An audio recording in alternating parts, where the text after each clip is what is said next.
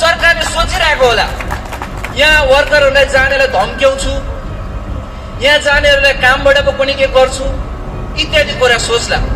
Company सरकारलाई पनि यहाँबाट हामी सिधै कुरा भन्न चाहन्छौँ, त्यस्तो सोच्न अगाडि 1000 बार सोच्नुपर्छ कि सरकारले। आजको यो भिडले, आजको एकताले देखाइसकेको छ मजदुरहरूको विपरीत एउटा पनि निर्णय गर्नु अगाडि सरकारले 1000 बार सोचोस्, 1000 बार सोचोस्। हामी क्लियरली भन्छौँ 1000 बार। पिरोपट्टिको वर्करहरूलाई बैदार सैदार पठाएर धम्काउला, कम्पनीको म्यानेजमेन्टलाई धम्काउला, वर्करहरूलाई गाली गरौँला, त्यो चाहिँ सरकारले नसोचे पनि हुन्छ। हाम्रो पहाड, हाम्रो खोला, हाम्रो प्रकृति, हाम्रो भूमि सब थोक हाम्रो, पसिना हाम्रो, सब थोक हाम्रो, नाफा मात्रै कम्पनीको, त्यो त भएन नि। आजको यो संगठित शक्तिले क्लियर मेसेज दिएको छ, क्लियर भन्दा क्लियर मेसेज दिएको छ। कुनै पनि हालतमा एउटा पनि मजदुरहरूको विपरीत सोचे मात्रै भने पनि यो संगठित शक्तिले के गर्छ त्यो सरकारले आफै जानुहोस्। सरकारले सोच्नुपर्छ भने एउटा मात्र कुरा सोच्नु पर्यो, कहिले कति छिटो 21000 स्यालेरी बन्न सक्छ त्यो मात्र सोचोस्। सरकारले सोच्ने कुरा भनेको 21000 स्यालेरी कहिले छिटो दिन्छ, किन दिएको छैन त्यो एक्सप्लेन गरेर छिटो दियोस्, त्यो मात्रै सरकारले सोच्ने कुरा। अन्य कुरा सरकारको सोच्ने कामै छैन अहिले। कुनै contract system, labour contract system कस्तो छ त्यसको पनि कुरा हो नि। यहाँ एउटा जुका जस्तो वर्ग छ, जुका जस्तो वर्ग भन्छु म त।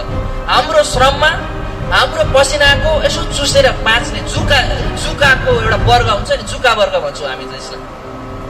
त्यो वर्ग सरकारले हटाउने कतै पनि सानो प्रयास पनि छैन, त्यो हटाउनुपर्छ।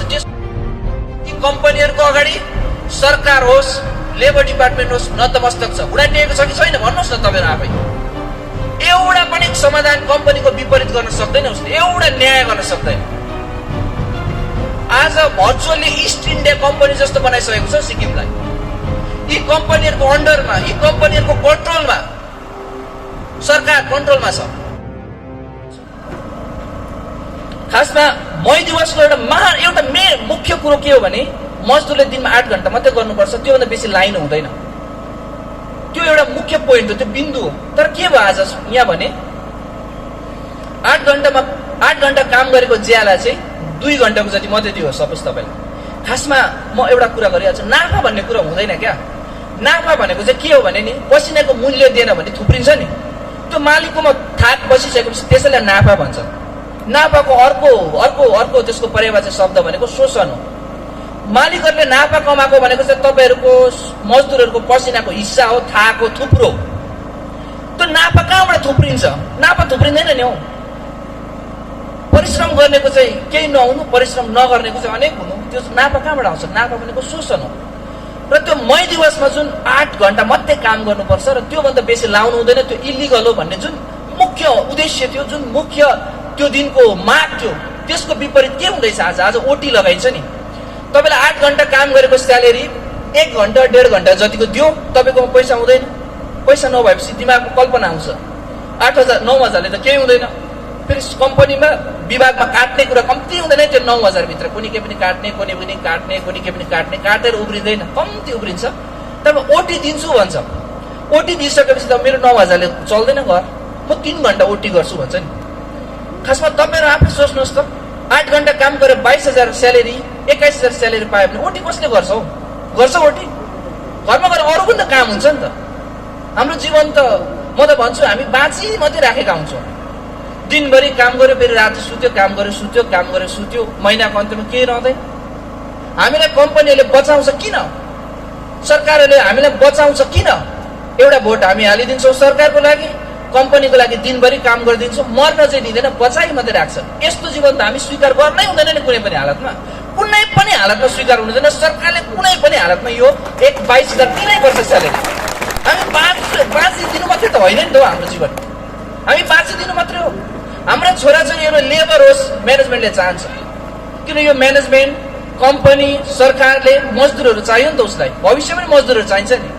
हामीलाई मारिहाल्यो भने यिनीहरूले नानीहरू जन्माउँदैनन्, फेरि अर्को मजदुर कहाँबाट ल्याउनु? हामीले मारि चाहिँ हाल्दैन, नानीहरू जन्माउँछ, तर तिनीहरूलाई पढ्न दिँदैन है। फेरि यो कुरा हामीले याद गर्नुपर्छ। सत्य कुरा याद गरिएन भने थाहा हुँदैन। हामीले पढ्न दिँदैन किन याद छ? हाम्रो नानीहरूले नपढोस् सोच्छ। हाम्रो नानीहरूले इन्जिनियर डाक्टर इत्यादि राम्रो कोर्स पढ्दै नपढोस् किन सोचे? अझै एउटा कुरा गर्नुपर्छ, हामीलाई पुरा डर लागिराखेको हुन्छ क्या सरकारलाई। हामीले धेरै ठाउँ भन्यौँ यो 21,000 त हुनुपर्छ। कतिजना साथीहरूले हामीलाई फोन गरे क्या हुनुपर्छ, तर सरकारले पो के भन्छ कि भन्ने कुरा आयो क्या। हामीले त पार्टीको मान्छेले अस्ति एक ठाउँ भने क्या कोअर्डिनेटरले फोन गरे कि नजानु भन्दैछ भने त हामीले भन्यौँ 21,000 स्यालेरी बढाउनुलाई चाहिँ कोअर्डिनेटरलाई के आपत्ति भयो त?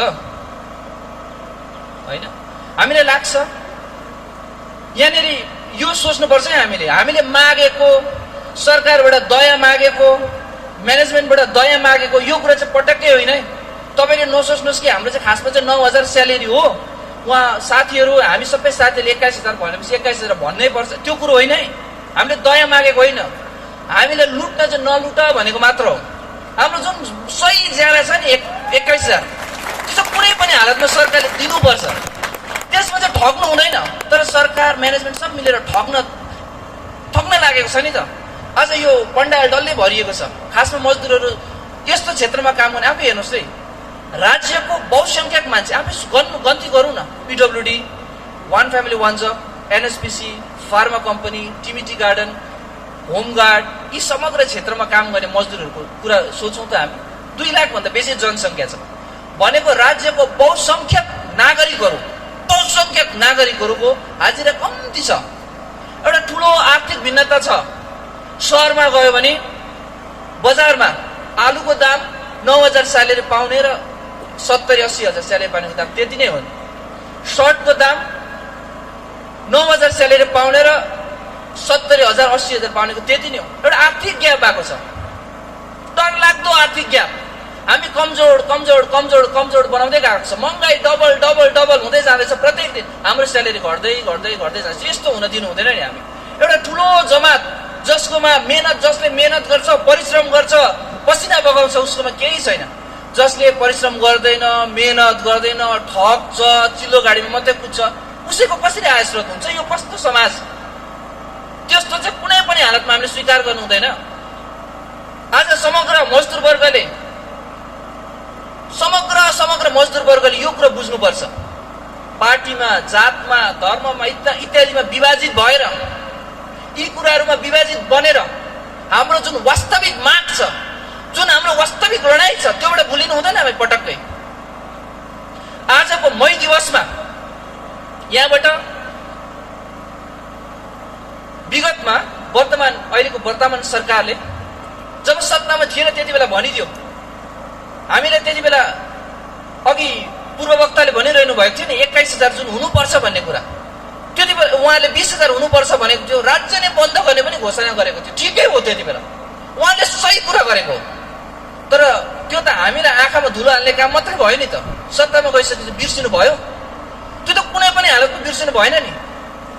हाम्रो कमजोरीको, हाम्रो गरिबीको, हाम्रो सोझोपनको, हाम्रो सिधापनको सरकारले, म्यानेजमेन्टले फाइदा उठाउन हामीले पटक्कै दिनु हुँदैन। हामी सोझो छौँ, हामी इमान्दार छौँ, हामी श्रम गर्छौँ, पसिना गर्छौँ, तर लाटा चाहिँ होइन। हामी कसैलाई हाम्रो पसिनाको मूल्य जानी लुटेर लान चाहिँ दिनु हुँदैन। हामीले खोज्नुपर्छ। म त भन्छु आज त हामी इतिहासमा पढ्दाखेरि अङ्ग्रेजहरूसँग पुरा रिस उठ्छ। यी अङ्ग्रेजहरूले किन 300 वर्ष शासन गर्यो? हामीलाई पुरा रिस उठ्छ। अङ्ग्रेजहरूले कसरी 300 वर्ष शासन गर्न सक्छ? हाम्रा पुर्खाहरूले त्यति बेला के हेरेर बसिरहेको थिए? किन विरोध गरेनन्? किन व्यापार गर्न दिइरहे? किन नाफा कुम्ल्याउन दिइरहे? हामीलाई लागिरहन्छ नि।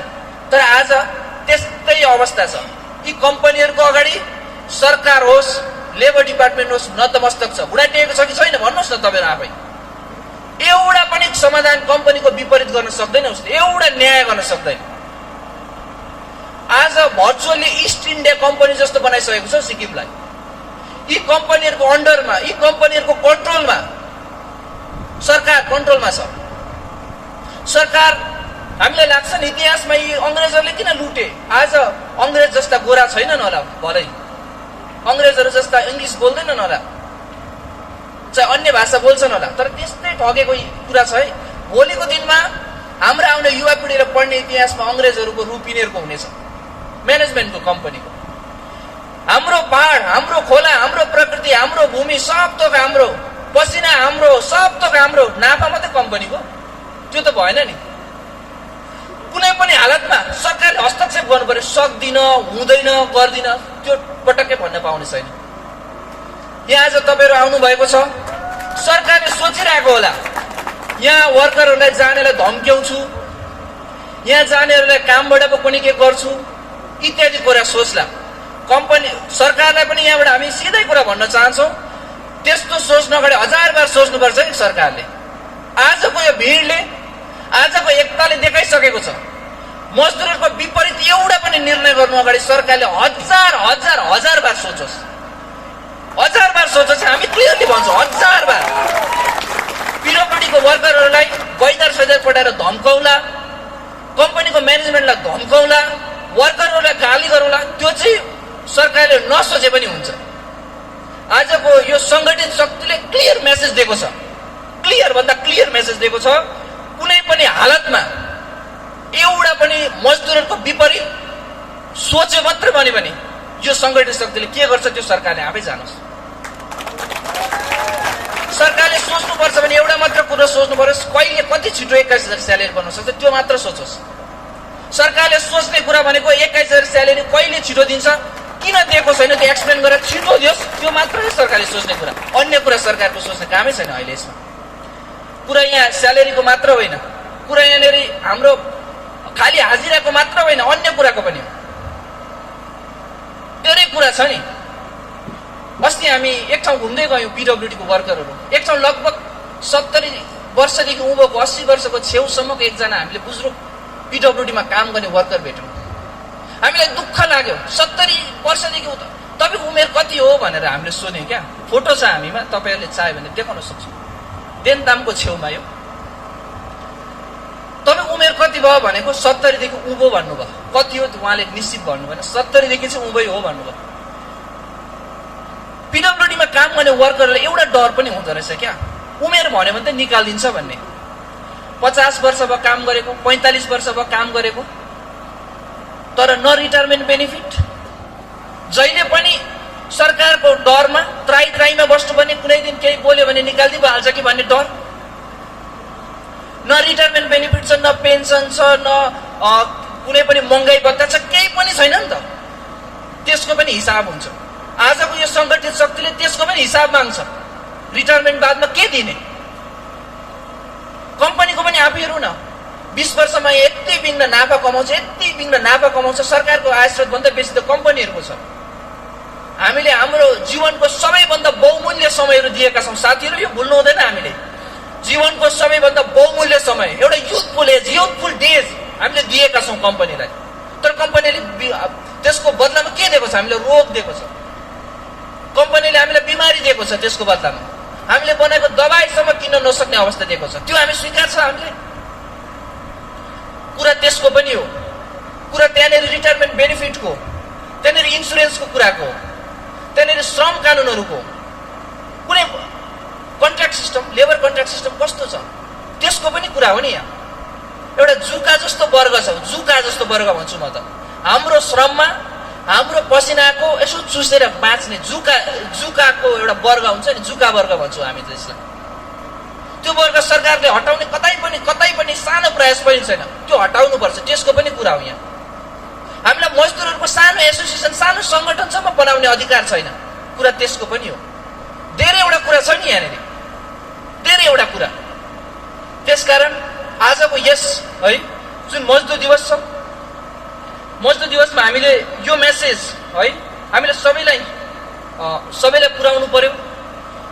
सरकारले पनि यहाँबाट स्पष्ट रूपमा बुझ्नु पर्यो।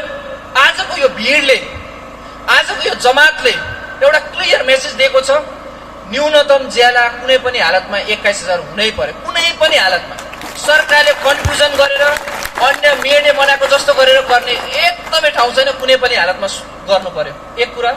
दोस्रो कुरा, अघि हामीले एड गरेका छौँ, समग्र मजदुर वर्गलाई सेक्युरिटी है। हाम्रो यहाँनिर त हामीले कम्प्रोमाइज गरेका छौँ नि त। यी कम्पनीहरूले त हाम्रो सब थोक सकिदिएको छ नि त एक हिसाबले। अब खोला छैन त्यो हिसाबले, सबै खोला कम्पनीको चलाएको छ। डाँडा, पाखा, खोल्सा, खेत, बारी सब थोक। सबथोक चलाएको छ नि हाम्रो। अनि हामीले मार्क्स मात्र देऊ न भन्दा केस हाल्ने, जेल लैजाने, सरकार, म्यानेजमेन्ट, लेबर डिपार्टमेन्ट, पुलिस त एकैपट्टि पो छ हौ। त्यस्तो त हुँदैन नि कुनै पनि हालतमा। हामीलाई लाग्छ निष्पक्ष जाँच गर्छ, तर होइन। त्यसकारण अब यो अर्को दोस्रो कुरो, जति पनि केसहरू लगाएको छ त्यो कुनै पनि हालतमा सरकारले वापस लिनु पर्यो। कुनै पनि हालतमा सरकारले स्पाई मात्र नगरोस् है। हामीले कुरा स्पष्ट गर्नु छ है, स्पाई मात्र नगरोस् सरकारले। वर्करहरूले के पो भन्छ कि के पो सुन्छ कि कसले के बोल्यो त्यस्तो स्पाई नपठाओस् है सरकारले। सरकारले यहाँबाट स्पाई पठाउँछ के त्यो खबर पठाउँछ भने पनि उसले क्लियर कुरा पठाओस्। 21,000 बढाउन चाहिँ सर यस्तो यस्तो गर्नुपर्ने छ, म्यानेजमेन्टले यस्तो भन्नुपर्ने छ, हामीले 21,000 गरेन भने चाहिँ लु नहुने रहेछ, त्यो मात्रै मेसेज पुर्याउने कुरा है।